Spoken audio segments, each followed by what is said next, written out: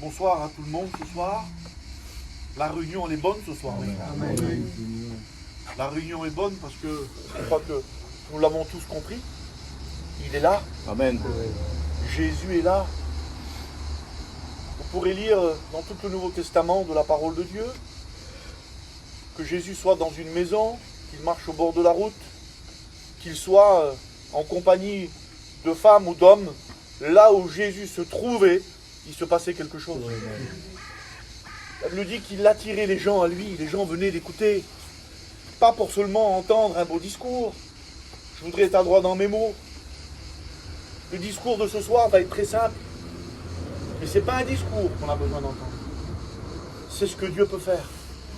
C'est ce que tu as besoin. Tu as besoin de Dieu. Je ne connais pas grand monde ce soir. Je remercie les frères. Je remercie les frères de me donner l'occasion d'annoncer la parole. Ça fait quelques jours qu'on est ici, on se prépare, je suis missionnaire. Et je dois partir demain ou après-demain, on part dans les pays de l'Est. Et je voudrais vous dire ça. Sur la terre, dans la vie, on essaye d'accomplir plein de choses pour réussir dans la vie. Mais je voudrais vous dire la différence de réussir sa vie, c'est de rencontrer Jésus. Amen. Amen. Il y a réussir dans la vie et réussir sa vie. Vous avez remarqué qu'il y a des gens qui ont, et là vous êtes dans une région où vous allez me comprendre, vous êtes sur la Côte d'Azur. Les gens qui réussissent dans la vie viennent tous ici, du monde entier. Je roulais il y a 2 jours, j'étais à Cannes, et je roulais et je voyais ça, c'est un spectacle de voir ce qui se passe. Vous êtes habitués à ça. Mais on voit les Russes, les Américains, tout ce que vous voulez, avec les voitures plus belles que les autres. Ceux qui réussissent dans la vie viennent ici pour montrer leur réussite. Ceux qui ont réussi leur vie. Peu importe où on est. Lorsqu'on voit quelqu'un qui a réussi sa vie, on veut savoir ce qu'il a fait. Amen. On veut se poser les bonnes questions. Comment ça se fait qu'on soit riche ou pauvre? Alors ce soir, je ne vais pas vous dire il faut être riche, il faut être pauvre. Je voudrais vous dire il faut rencontrer Jésus. Amen. Il faut rencontrer Jésus. Malheureusement, sur la terre, l'être humain est attiré par ce qui brille. Vous savez, on ne refait pas le monde, hein. Le monde a été fait. Et l'homme est attiré par ce qui brille, par ce qui attire les regards. L'homme, son cœur est attiré par ce qu'il convoite, par ce qu'il aime. Moi, je suis dans les pays de l'Est depuis quelques années, je fais des allers-retours avec des frères, et qu'on soit en Slovénie, qu'on soit, j'ai fait pas mal de tours dans l'Europe, Serbie, Roumanie, ce que vous voulez, en France, l'être humain, mes amis, est attiré par ce qui brille, est attiré par ce qu'il attire, parce que l'être humain pense, indirectement, involontairement, que ce qui brille est important. Cependant, la parole de Dieu nous parle d'un homme, il s'appelle Jésus. Amen. La Bible dit que cet homme n'avait rien pour attirer les regards. Rien pour qu'on puisse se pencher sur lui pour un intérêt de l'extérieur. Je voudrais vous dire quelque chose d'important ce soir. L'homme regarde tôt à ce qui frappe les regards. Mais je voudrais vous dire que Dieu va aller plus loin. Amen. Il veut regarder dans ton cœur. Alléluia, Seigneur. Parce que ce que Dieu intéresse, c'est ce qui se passe dans ton cœur. Écoutez, je ne connais pas grand monde ce soir, moi, là. Et je vois plein de visages qui sourient, qui parlent. Tout le monde est bien ici. Et avec le respect que je dois, il y a des anciens au milieu de nous. Avec le respect que je vous dois, moi et vous, on peut sourire. Par contre, quand on rentre dans la maison, quand on rentre dans la caravane, eh bien, le sourire, parfois, il s'arrête. Parce que ce qui se passe à l'intérieur, on n'a pas envie de le montrer. Ben, je voudrais vous dire, il y a quelqu'un qui voit tout. Amen. Il s'appelle Jésus. Amen. L'homme regarde à ce qui frappe les regards. Et nous allons voir une histoire dans la parole de Dieu. Vous savez, de tout temps, depuis que, je vais le dire comme ça, simplement, depuis que la monnaie existe sur la terre, les pièces, l'argent, la vente, l'échange, ça a commencé, alors je ne fais pas d'histoire ce soir, mais c'était comme ça au début. Et là je parle de milliers d'années. Je te donne mon chou, tu me donnes tes navets. il y avait des échanges. Il n'y avait pas d'encours de monnaie. Et le temps a évolué. Les années ont évolué. Et puis, les pièces sont arrivées. Et puis, c'était pas assez. Il y a eu le billet. Et c'était pas assez. L'homme a fait des découvertes. Il a découvert des métaux précieux. Des métaux précieux. Et aujourd'hui, alors je ne voudrais pas être long, je voudrais être simple ce soir, mais je voudrais vous dire que ceux qui gouvernent le monde, écoutez, je n'ai pas de révélation, je ne suis pas un mathématicien, je ne sais pas comment on dit, je ne suis pas un philosophe, je ne suis pas un historien. On n'a pas besoin de l'être pour le savoir. Mais on sait qu'aujourd'hui, le monde est gouverné par l'or, l'argent, le pouvoir. Et l'homme essaye de diriger sa vie avec ce que le monde possède.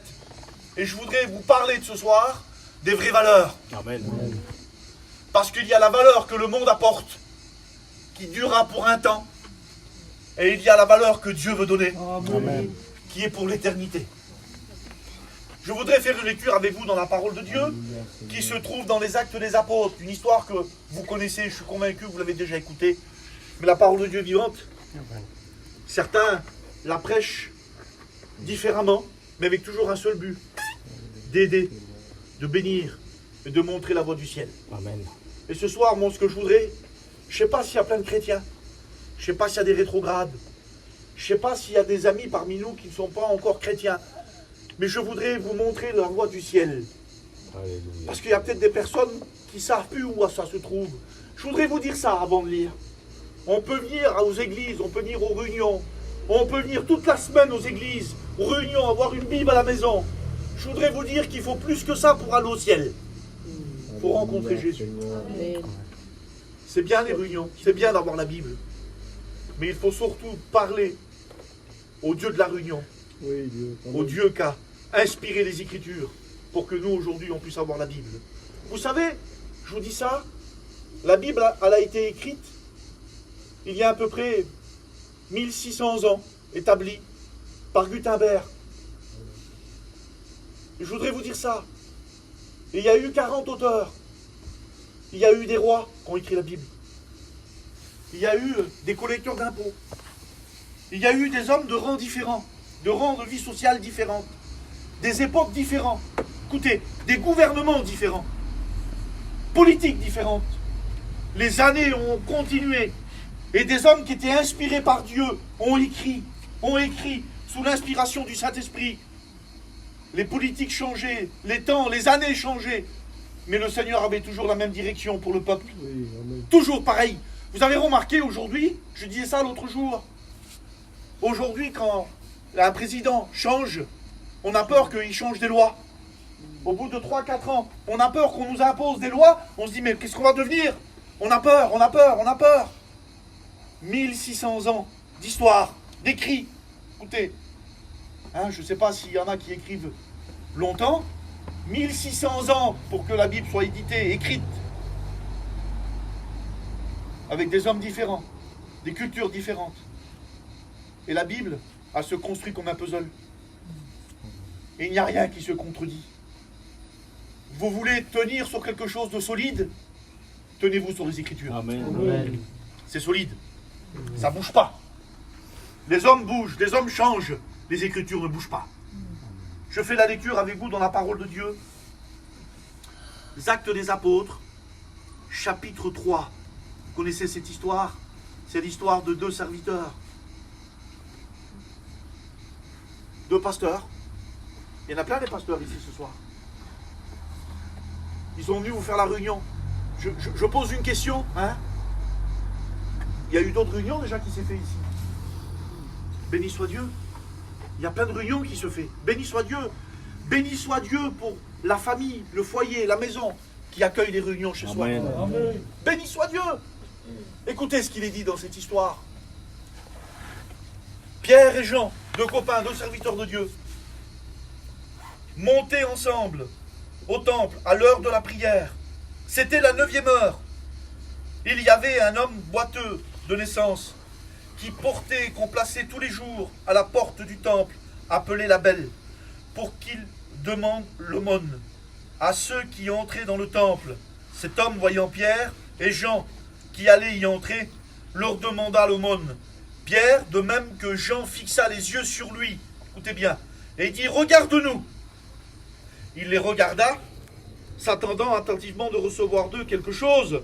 Alors Pierre lui dit, je n'ai ni argent, je n'ai ni or, mais ce que j'ai, je te le donne, au nom de Jésus-Christ, lève-toi et marche. Amen. Amen. Il est question ce soir, il est question de rentrer au ciel. Hein? Est-ce que vous voulez aller au ciel? Amen. Amen. Et je crois que peu importe qui on est, peu importe l'éducation qu'on a eue, peu importe de quelle famille on est, vous parlez à une personne et vous lui dites, veux-tu aller au ciel? Qui ne veut pas aller au ciel? Nous voulons tous aller au ciel. Quelle tristesse pour cet homme qui était habitué à écouter tout ce qui se passait à l'intérieur. Vous savez qu'il y a des gens qui sont habitués à vivre à côté, et on les a habitués à vivre à côté. On ne leur a pas montré qu'il y a un moyen d'y rentrer. Il était habitué tous les jours d'être placé là, devant le temple, où tout se jouait à l'intérieur.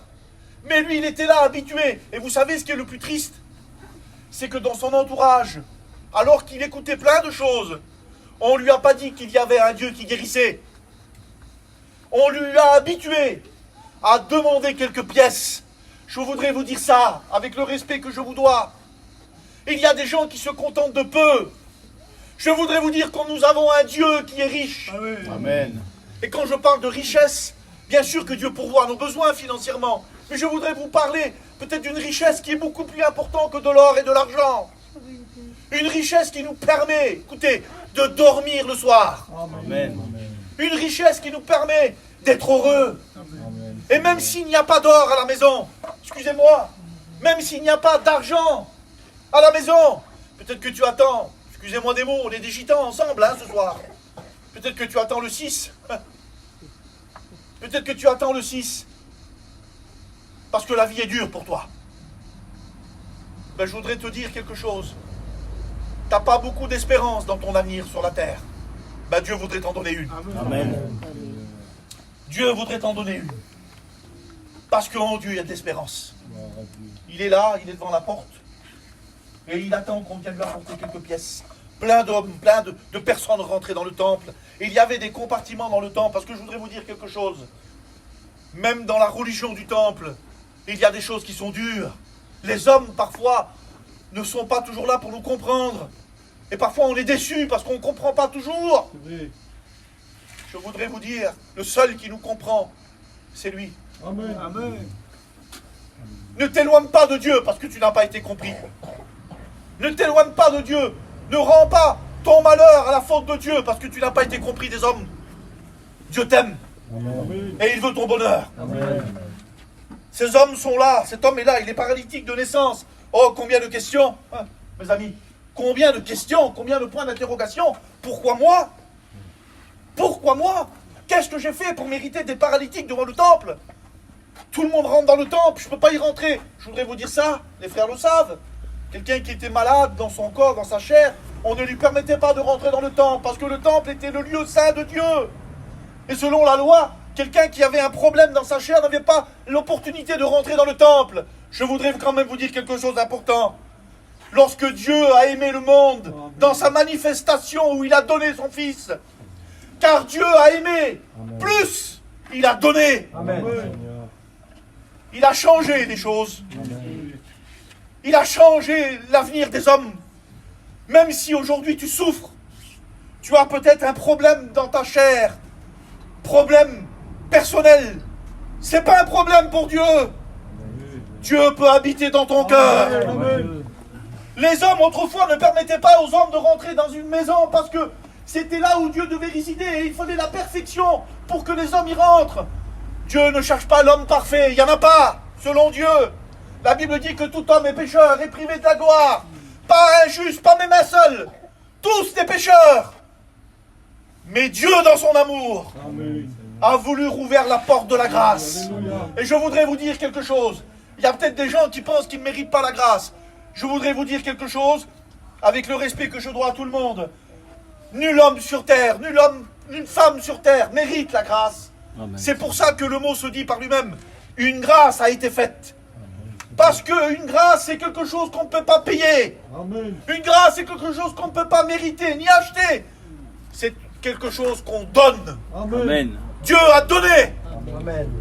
Et il voudrait te le donner ce soir. Ces hommes arrivent, Pierre et Jean, et quand ils arrivent devant le temple, ils regardent la tristesse de cet homme, le désespoir de cet homme. Et ils vont dire ces mots. Regarde-nous. Écoutez, je voudrais encourager quelques chrétiens, peut-être au milieu de nous, je ne sais pas, et dire ça aux chrétiens. Chrétiens, il faut que quand ceux qui ne sont pas chrétiens te regardent, il faut qu'ils voient en toi, qui vit en toi. Amen. Amen. Parce que je voudrais vous dire que dans l'église, dans les chrétiens, Christ vit. Amen. Et quand Pierre et Jean viennent et qu'ils disent sur cet homme, regarde-nous. Bizarre. Lui, il s'attend à quelques pièces. Et eux disent, regarde-nous. Il s'attend à recevoir d'eux quelque chose. Quelque chose que lui connaît, que lui, on lui a parlé. On ne peut pas s'attendre à quelque chose qu'on ne connaît pas. On ne peut pas parler de quelque chose qu'on n'a jamais vécu. Il ne sait pas, lui, il est dépassé. Les mamans qu'il est en train de vivre sont dépassées pour lui. Il attend une pièce. Et Pierre va parler. Il va dire ça, écoutez bien. Alors que à cette époque-là, puis c'est la même situation aujourd'hui, mes amis, il dit, nous avons ni or, ni argent. Seigneur, alors t'as quoi? Parce qu'aujourd'hui, si ma vie, elle tient, si je peux avancer dans la vie, il faut de l'argent, il faut de l'or, il faut des réussites. Je voudrais vous dire quelque chose avec le respect que je vous dois. Trop de gens sont malheureux parce qu'ils courent après ce qui va disparaître. Trop de personnes souffrent parce que trop de personnes courent après ce qui va disparaître. Oh, il faut travailler, je travaille comme tout le monde. Il faut vivre comme tout le monde. Mais il faut que ta vie soit basée sur Jésus pour te vivre, pour être heureux. C'est Jésus qui donne la paix, qui donne la joie.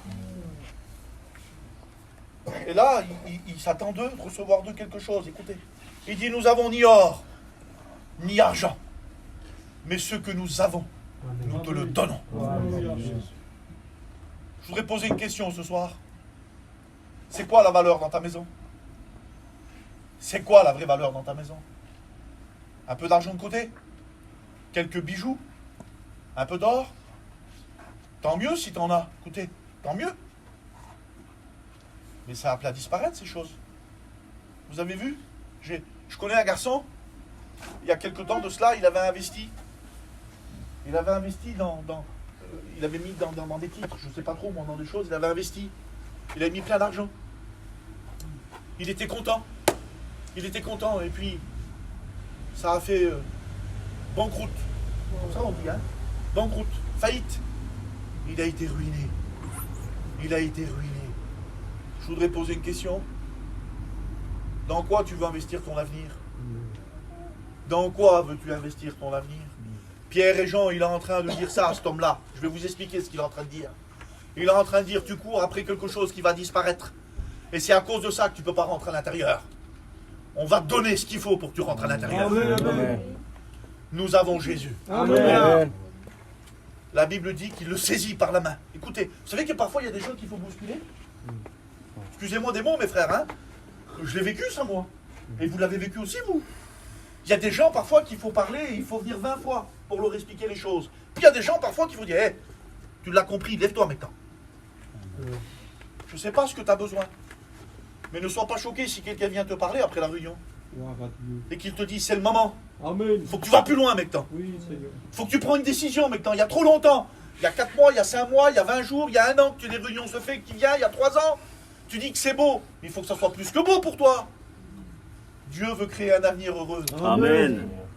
La Bible dit qu'il le saisit par la main. Oh, que c'est bon. Que c'est bon de savoir qu'il y a quelqu'un qui peut nous saisir par la main et nous donner du courage. Oui, Seigneur. T'as peut-être besoin de courage ce soir. Alléluia. Ah ben écoute, Dieu est là. Amen. Et la Bible dit qu'il s'est servi des hommes de tout temps. Alors peut-être que ta prière c'est Seigneur, viens toi, excusez-moi des mots, hein. Viens toi ou envoie un ange. Dieu n'a pas choisi des anges, il a choisi des hommes. Amen. Et il faut que tu écoutes ce soir les solutions que les hommes t'apportent, qui venant de Dieu. Écoutez ce qu'il est dit. Je vous cite le texte. 1 Pierre 1, 18. Ce n'est pas par des choses périssables, telles que de l'or ou de l'argent, que vous avez été rachetés, mais par le sang précieux de Christ. Amen. Qu'est-ce que ça veut dire? Vous savez qui c'est qui le dit? C'est Pierre encore. Bizarre ça. Pierre, t'as un problème avec l'argent? Non. Pierre n'a pas de problème avec l'argent. Il n'a pas de problème avec l'or non plus. Mais alors pourquoi qu'il en parle? Parce que nous vivons dans un temps, dans une époque, la sienne comme la nôtre, que l'être humain sans Dieu essaye d'être heureux avec ce qui va disparaître. Bâtir sa vie. Alors, ne dites pas ce que je n'ai pas dit, il faut travailler, il faut avoir ce qu'il faut. Mais vous voulez une vraie assurance? Vous voulez une vraie garantie? Il vous faut Jésus. Amen. Il vous faut Jésus. Amen. Il faut Jésus. Amen. Je me souviens de ce petit témoignage. Par Dieu. Je me souviens de ce petit témoignage d'un frère qui avait... Il est chrétien aujourd'hui. Il était dans le monde. Et puis, il était dans le monde, et puis bien dans le monde. Et il avait tout ce qu'il fallait. Écoutez, il avait tout ce qu'il fallait. Et puis, à la vue des autres, il était bien. Puis un jour, il est venu voir un pasteur. Alors que tout le monde voyait sur lui et tout le monde l'enviait à sa vie. Tout le monde voulait être comme lui. Parce que tout le monde croyait que lui, il manquait rien. Et il est venu voir le pasteur. Je vais même peut-être vous faire sourire. Il a même choqué le pasteur. Il a même choqué le pasteur. Vous savez, on peut être pasteur et pas tout comprendre, pas tout savoir. Avec le respect que je dois à mes frères. Il est venu voir le pasteur et puis il lui a expliqué. Le pasteur a prié pour lui, il a parlé avec lui. Mais le pasteur l'a dit après. Il ne l'a pas dit à lui, il l'a dit à d'autres et puis on l'a su. On le voyait tellement heureux, on le voyait tellement bien. Il avait tout. Il ne dormait pas la nuit. Il était mangé par l'angoisse, par la dépression. Et il a compris qu'une fois qu'il a fait le tour, il fallait qu'il vienne à Jésus. Amen. Je ne sais pas quel est ton tour. Je ne sais pas, il y a combien de temps que tu tournes. Dieu le sait. Et ce soir, il voudrait te dire, arrête de tourner. Viens à moi. Amen. Arrête de tourner. Viens à moi. Oui, Dieu nous aime. Avec aucune condition. Dans l'être humain sur la terre, lorsqu'on va chez quelqu'un et qu'on sent qu'il est bien avec nous, on a toujours des craintes. On se dit, celui-là, il est bien avec moi, c'est parce qu'il y a peut-être quelque chose qu'il a besoin. Il va me demander quelque chose. On se méfie toujours. La vie, elle est faite comme ça. Et je voudrais vous dire que Dieu vous aime. Amen. Amen. Et je m'excuse des mots. Il n'a aucun intérêt à gagner avec nous. Mais il nous aime. Amen. Inconditionnellement. Comment? Pourquoi? Écoutez, ça me dépasse. Je ne peux pas vous dire pourquoi. Mais je sais qu'il m'aime. Amen. Je sais qu'il m'aime et qu'il a mis tout en œuvre pour que je vais au ciel. Amen, Seigneur. Il a mis en œuvre ce que je n'aurais jamais pu le mettre en œuvre. Il a payé le prix du rachat. Je voudrais vous dire ça, mes amis, ce soir. On va prier le Seigneur. Et je voudrais vous dire ça. Si vous avez écouté des paroles que vous avez déjà écoutées, peut-être que c'est dans ton cœur. Oh, j'ai déjà écouté ces paroles. Le pasteur l'a déjà dit. Oh, combien de fois j'ai écouté. C'est pas écouter qui change les choses. C'est accepter le mot de Dieu. Ce soir, dans ton cœur, entre toi et lui, écoute, entre toi et lui, parle-lui. Dis-lui, j'ai besoin de vivre. J'ai besoin de te connaître. J'ai besoin de découvrir que ce que j'écoute, j'ai besoin de le vivre. Tu peux le vivre ce soir. Parce que ce qui est annoncé est vrai. Je voudrais vous dire ça. Je voudrais vous dire que cet homme-là qui a été guéri a pu rentrer dans le temple. Amen. Il y a peut-être des choses qui se ferment autour de toi. C'est peut-être pas la maladie, c'est peut-être pas problème dans la chair, c'est peut-être un problème dans ton cœur. Dieu voudrait te guérir. Dieu voudrait te guérir. Amen. Mais de quoi? Excusez-moi des mots ce soir. C'est la Bible qui me permet de le dire. De la maladie du péché. Pour rentrer au ciel, il faut être guéri. Mais mes frères, comment je vais faire alors? Est-ce que Dieu va descendre du ciel? Il a déjà descendu. Il a déjà accompli ce qu'il doit accomplir. Ce soir, il te reste à l'accepter. Amen. Il peut pardonner ton passé. Et il peut écrire ton avenir. On prie le Seigneur ensemble. Amen.